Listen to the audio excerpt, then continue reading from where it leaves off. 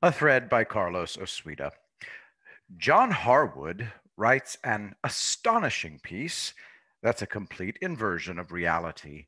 I had no idea that Donald Trump had the ability to make the craziest among us tear off the mask and show us the capering psychos within. From CNN, analysis: Trump's rallies make no political sense. Here's why he does them anyway. There's far too much insanity to quote, but this is the best hallucination. Quote, he prefers the safety and comfort of audiences that already embrace him over the uncertainty and risk of encountering those who don't. How utterly deranged is this? Trump doesn't choose his audiences, they choose him. A political rally, by definition, is attended by supporters. What would be the point of having a rally for Antifa? Harwood is a White House correspondent. We see how these people behave. Every single question is asked in bad faith. The press whines constantly about how dangerous Trump is for the press. How? The answer, of course, is that Trump is not even slightly dangerous for the press. They get to lie nonstop, which they do. They now make up stories, losers and suckers. This is pure scumbaggery. The press is a de facto state run media. Being radical leftists, they thought that more is better. And that's how they blew it for themselves.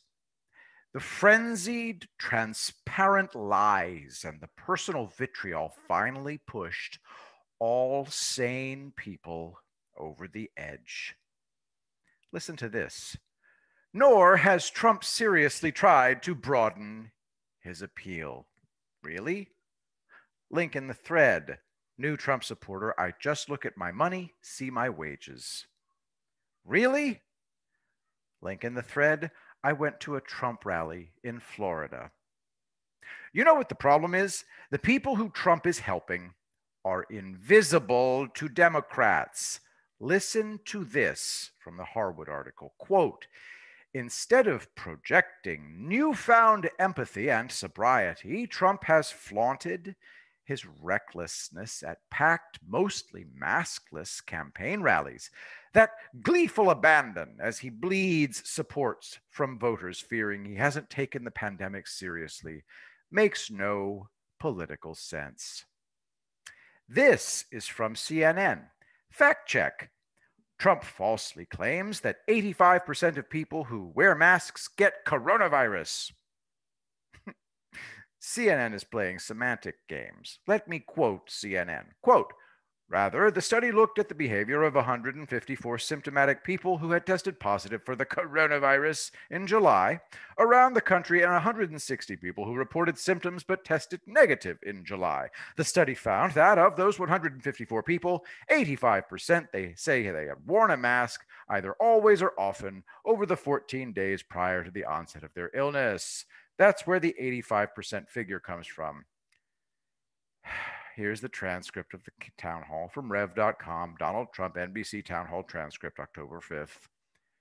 Within the context of what Trump was saying, search 85% within the article, Trump obviously meant that of the people who catch it, 85% wore masks, which is what the CDC study reported. Trump supports wearing masks, so it's a bad faith fact check. The press is 100% destructive. As a result, it's given rise to the same fake news coming from the complete opposite side of the political aisle.